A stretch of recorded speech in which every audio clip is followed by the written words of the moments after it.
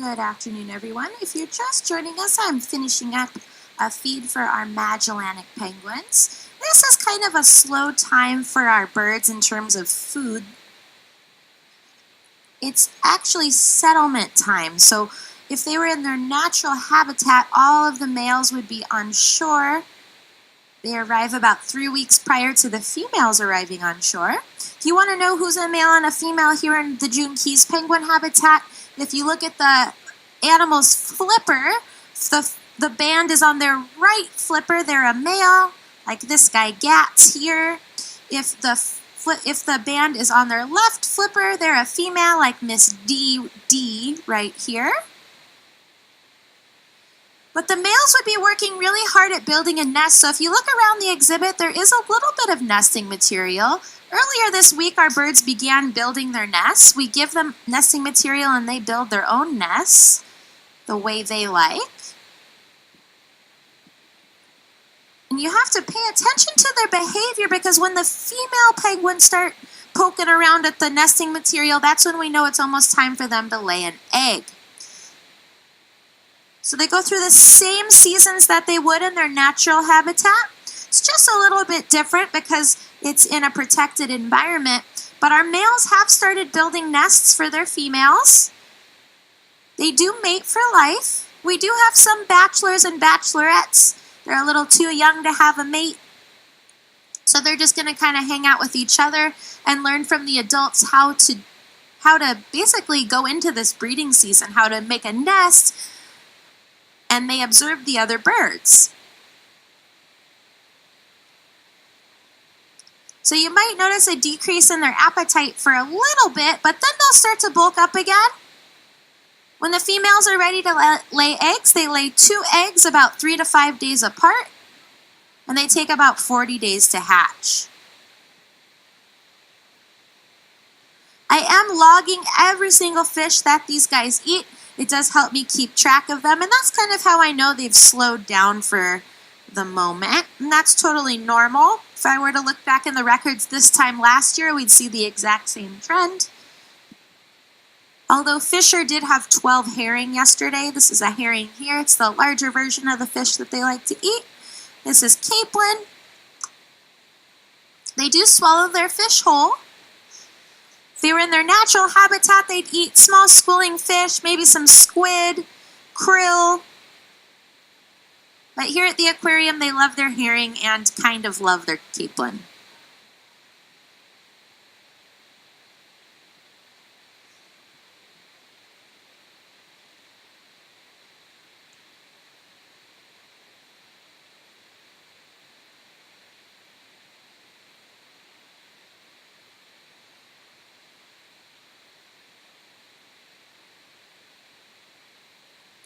Comes Floyd. Earlier today I got Floyd to take some palm fronds into his nest, so I'm going to see if maybe he wants more palm fronds or he wants fish. Last time he wanted fish. But he's kind of giving me that eye, so if you give me... Oh, there's a gull above the exhibit. That could be why he's acting like that too.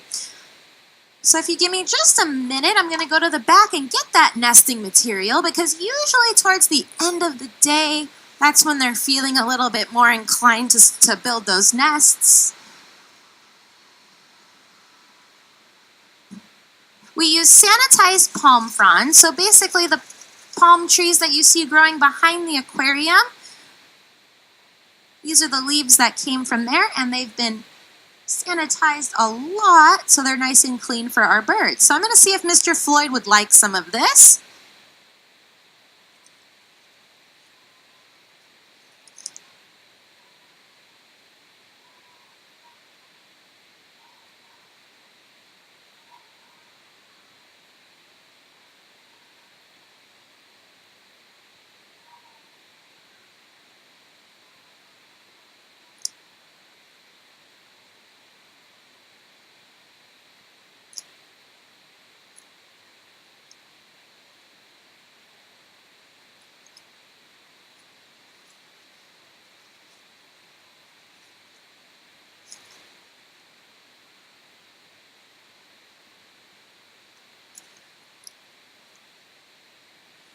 right, so that's an example of how they actually take the nesting material from us. I'm going to kind of hang out here for a few minutes and see if he wants any more nesting material. But this is the very, very beginning of breeding season.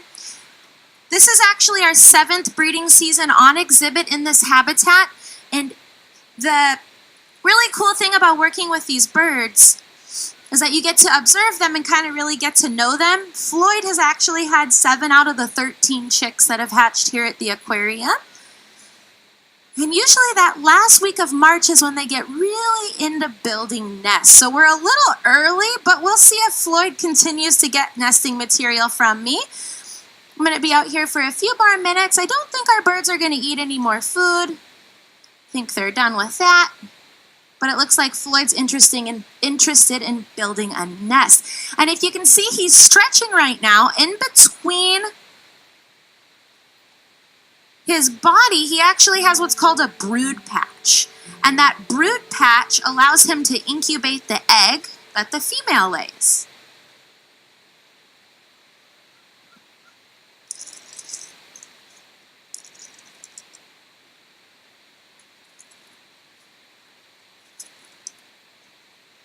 So Floyd's technique with collecting nesting material is that he has to have every single palm frond that I have in my hand. And if he doesn't, then he will just sit there until he gets all of them by dropping the rest.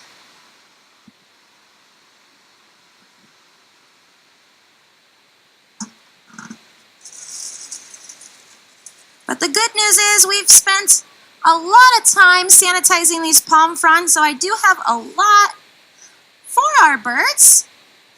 And since they're interested in that nesting material, I'm going to stay out here for a few more minutes doing that. If you go to explore.org, we actually have a live webcam for our birds, so you can see what they're doing 24/7.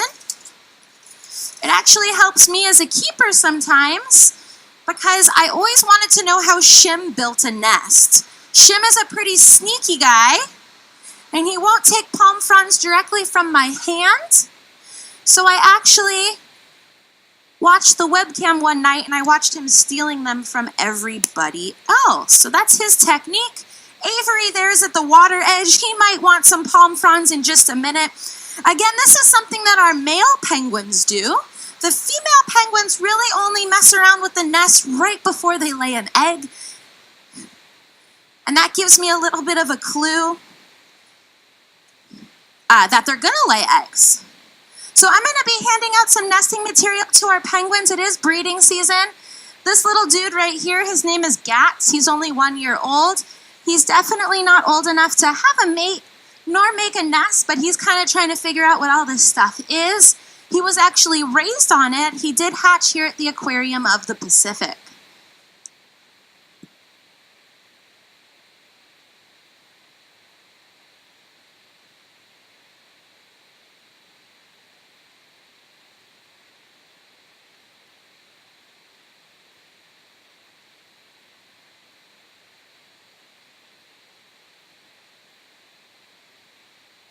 So I told you, he has to have as much nesting material as possible. So he's going into his nest, his burrow, and he is going to show Roxy that he's building her a beautiful nest, and hopefully she will follow him. That is not Roxy in front of his nest. That is Avery, another male penguin that's probably going to start stealing palm fronds. So I'm going to see if I can get him interested in this. The palm fronds that I have in my hand here.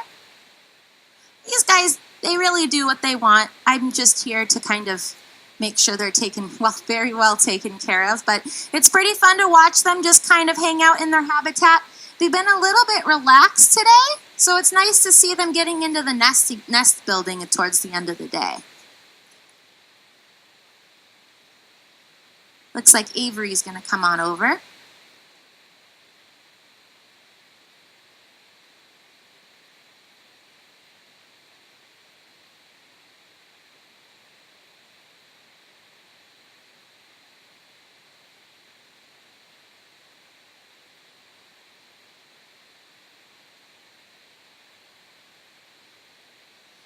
So the question was, how do I tell them apart? And I've worked with them for 8 years, so it's pretty easy now. When I first started, I really didn't think I was going to be able to tell them apart because besides these guys, our juveniles who are gray, they look different than the adults. They're kind of easy.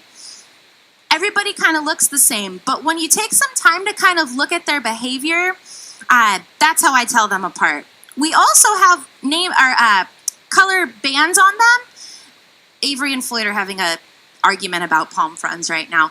But the colored bands that we have on them, that's one of the ways we can tell them apart. But in all honesty, Lily here acts different than her mate Matson. Floyd always hangs out in that area. So once you work with them enough, you can kind of see.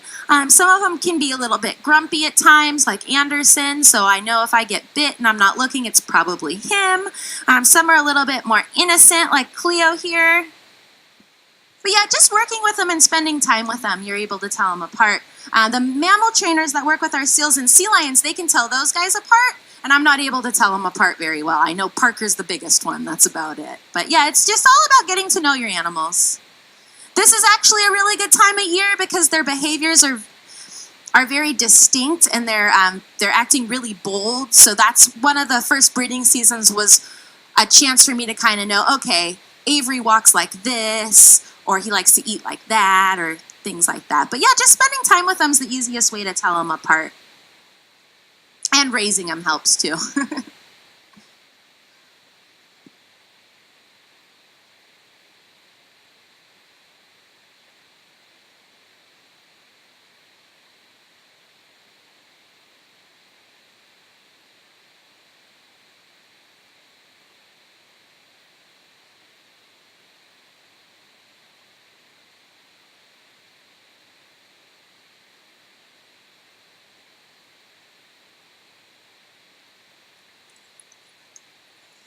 So if you're just joining us, I am offering our Magellanic penguins some nesting material. It's the beginning of breeding season for our birds. This is what we call our settlement period because the males are occupying their burrows. Those are the 9 holes that you see behind me on either side.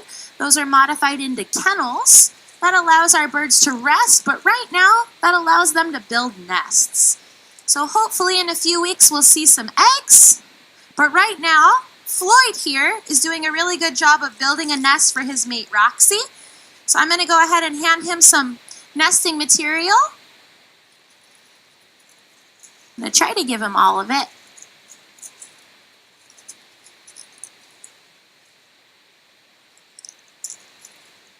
So you guys probably saw me like pick all of this up 2 minutes ago and then he just dropped half of it back on the ground. But he is building a great nest.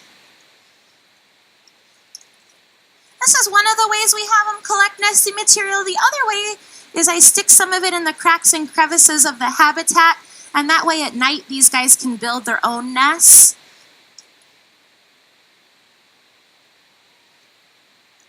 So if you hang out for a few minutes, you might see Floyd continue to build a nest. He might stop. This is just the very beginning of nesting time. And for the next 2 to 3 months, they're going to keep collecting nesting material even when they lay eggs because they want to keep their eggs and their chicks nice and dry. So they have layers upon layers of, in this case, palm fronds, but it could be pretty much anything that they can find in their habitat. These 3 right here are all brothers. Floyd and Roxy have actually had 7 out of the 13 chicks. So this is youngest one, Gats. Second youngest Skipper, and Anderson was actually a penguin that we hand raised from day 1. And Floyd's actually fighting with his son Wally, who probably won't give him enough space.